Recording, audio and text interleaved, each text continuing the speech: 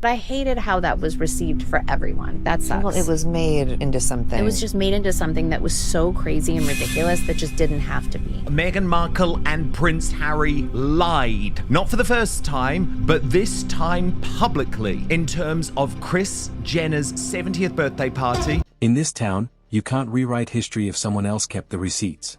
And this time, Meghan Markle walked straight into a room full of people who document everything for a living. That revelation just out from the new episode of the Kardashians podcast. When you try to control the story in a world built by the Kardashians, you don't get sympathy, you get exposed. This didn't happen with some massive headline explosion or leaked court docs. It unraveled quietly, weirdly politely, which honestly made it sting more. They are spitting facts. They are telling the truth. And this really matters. Because if you cannot trust what Harry and Meghan say about a goddamn birthday party and a picture approval form, then how can you trust what they say about racism within the royal family? 1 second you have Meghan and Harry posing at Jeff Bezos's place, smiling at Kris Jenner's birthday bash like they'd finally cracked the inner circle. The next second, those photos vanished. Scrubbed like the night was a fever dream they were trying to delete. That's when the cleanup operation started. I was like, we should do a full Skims campaign. Take the photo, even just us, like I'll shoot you at mom, post it, and then delete it like 30 minutes later. And then I say, oh, sorry, I didn't have permission to post those photos for the campaign. You should do that. That's what I was like, that would have hit so funny. We heard claims about consent issues, then emotional pivots. Suddenly, it was about Remembrance Day, a perfectly timed moral shield. The logic was, we aren't partying, we are being respectful. But here's the thing about the internet. It doesn't just remember, it zooms in. While Meghan's team was busy crafting explanations, they missed a detail sitting right on Prince Harry's jack. And once people saw it, the whole story collapsed under its own weight. But the real humiliation didn't come from Twitter trolls or the British tabloids. It came from Kim and Khloé. And so with this clip, you very much see Kim and Khloé massively throw Meghan Markle, quite rightly, under the bus. But it's done in a very, very clever way. Because how Kim and Khloé are talking, when you transcribe it, it looks perfectly nice, perfectly pleasant. But it's more the eye rolls. It's the, we're respectful, we're this, we're that. They are master manipulators. Oh, yeah. They weren't dramatic about it. They weren't angry. They were just bored with a few casual sentences. They quietly shredded the official version of events. And when the most media-trained family on earth doesn't bother to cover for you, that's not a misunderstanding. That's a message. See, this wasn't just about deleted photos. It was about who actually holds the remote control. Now, what happened next made that painfully clear. On the surface, the night looked harmless. But peel back a layer and it tells a different story. So she turned up at Kris Jenner's 70th birthday party. A lot of people were confused why they were there, and then lots of photographs were taken. There was no NDAs. Jeff Bezos's mansion isn't just a house. It's a social checkpoint. You don't just stumble in there. And you definitely don't pose for photos unless you want to be seen. This wasn't a casual drop-in. It was a statement. Kris Jenner's birthday isn't about blowing out candles. It's about hierarchy. This is a party at Jeff Bezos's $70 million house. If you've ever been to one of these big celebrity parties at someone's home, it's not the Oscars, it's not the Emmys. This is a private house. Just to get up that driveway, you need to be approved. Every face in that room represents leverage. When Meghan and Harry stepped into that space, the cameras weren't just capturing smiles. They were capturing intent. This was supposed to be Hollywood validation served on a silver platter. For someone who has spent years saying the media misunderstands her, willingly walking into a room filled with reality stars and brand architects is a choice. You don't go to an event like that and pretend you don't know how the game is played. You don't pose next to the Kardashians and then act shocked that the photos exist. At first, it looked natural. Relaxed posture, no visible panic. It looked like a moment of belonging, or at least a very expensive attempt at it.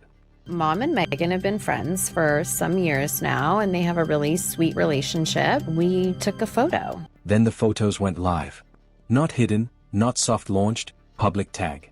It was the universal Hollywood signal. We're cool. And for a hot minute, it worked. But in Hollywood, cool only lasts as long as it's profitable. And the clock was already ticking. And then I think we were all going through them. We're all communicating about like what we're going to post. We're never ones to post without permission. We are like, it's not who we are. We're very respectful. Yeah. The moment those images disappeared, a new storyline rushed in to fill the void. Suddenly, this wasn't a party anymore. It was a matter of principle. According to the Sussex camp, the photos never should have gone up. No approval, no consent. They claimed a form was ignored. It was the kind of bureaucratic excuse designed to sound official enough that people just nod and move on. Bigger thing is that they were seriously busted lying about saying they filled out some form, which they didn't. There was no form. They discussed the photos. They had regret. Then came the emotional layering. The timing, they said, was off. Remembrance Day was coming up. The implication was sharp. We weren't partying. We were being somber. It was a clever pivot. But the problem with Hollywood explanations is that they are judged by timing, not tone. And this one arrived way too late. And now Kim has just completely laid it all out on the line. And I think it just shows you how much they try to curate things to make it look one way, when the reality is just be truthful. That's the problem that people have. If consent was really the issue, the outrage would have happened immediately, not after the internet had already dissected the images. It felt filtered, rehearsed, like a crisis response pulled from a dusty playbook. And when stories feel that polished, people don't lean in. They back away. The public wasn't asking for perfection. They just wanted the story to make sense. And that's where the cracks started showing. Because the more they explained, the more attention they drew to the stuff that didn't line up. And once people stopped looking at the feelings and started looking at the timeline, the narrative fell apart because of one visible detail that refused to stay quiet. We have the craziest, funnest photos from that night, but we were posting just like fun photos. And so Dignified photos. All it took was a single image. No press release needed, just a detail sitting in plain sight. As people replayed the footage, something stood out on Prince Harry's lapel. A pop. That symbol isn't subtle. It doesn't get there by accident. Wearing it signals that you know exactly what day it is. It signals preparation, which made the earlier excuse feel incredibly awkward. You can't claim the date slipped your mind while physically acknowledging it on your chest. That's not confusion. That's a contradiction. We were told that it was totally cool to post, and then after it was posted, I think they realized it was Remembrance Day, and they didn't want to be seen at a party, even though it's already up. MHM. Once that surfaced, the story shifted fast. This wasn't about feelings anymore. It was about sequencing. If Remembrance Day was important enough to influence public behavior, then it was important enough to remember before stepping into a high-profile party. The logic couldn't bend both ways. Online reactions didn't explode. They sharpened. People stopped debating and started comparing timestamps. The poppy became the silent witness in the room. And when a narrative collapses over something that small, it doesn't just weaken the argument. It kills credibility. Because suddenly the question changed. It wasn't who posted the photos. It became who is lying to us? That's when the tone shifted. Not with outrage, but with indifference. They are not friends with Ms. Markle at all. The friendship is between Meghan and their mother. They're not going to be at the Grammys, they're not going to be at the Oscars, they're not going to be at private parties, because when anything goes wrong, whenever there's a little bit of a conversation to have, these two lash out and go. When Kim and Khloé finally addressed it, they didn't sound rattled. They sounded amused by the confusion. Speaking casually, they took the story apart piece by piece. No consent forms, they said. No misunderstanding. Approval was given. The photos weren't sneaky. They were agreed upon. And instead of dumping everything online, they claimed they deliberately chose the most respectful images, the dignified ones. That word dignified landed hard. It was a polite way of implying there were other photos the public never saw.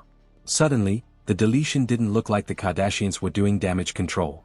It looked like they were doing Meghan a favor. Then came the detail that made insiders raise their eyebrows. Kim allegedly floated the idea of turning the awkwardness into a joke. A playful ski tie-in, a wink at the camera, the kind of move that usually diffuses tension instantly. The offer was reportedly declined, and that refusal spoke volumes. taken down, and then I think they realized like, oh, this was so silly. And they did baby to baby right before. Well, they it's did like a charity carpet. event, so like that was fine, but maybe not partying and dancing on the dance floor and whatever. In this world, humor is currency. Control comes from leaning in, not locking down. By shutting it down, Meghan didn't preserve dignity. She froze the tension in place. And when the Kardashians moved on without cleaning it up for her, the message was clear. We aren't protecting your story. We're protecting ours. Hollywood doesn't erase things out of kindness. It erases them for survival. Once the Kardashians stepped back, the reason those photos disappeared became impossible to ignore. It wasn't consent. It was optics. Brutal, unforgiving optics. Industry whispers started circling immediately. Meghan's appearance was described as off-brand, tired, overly glossy in the wrong lighting. Meanwhile, Harry's body language became its own subplot. A glance here, a posture there. Screenshots did the rest.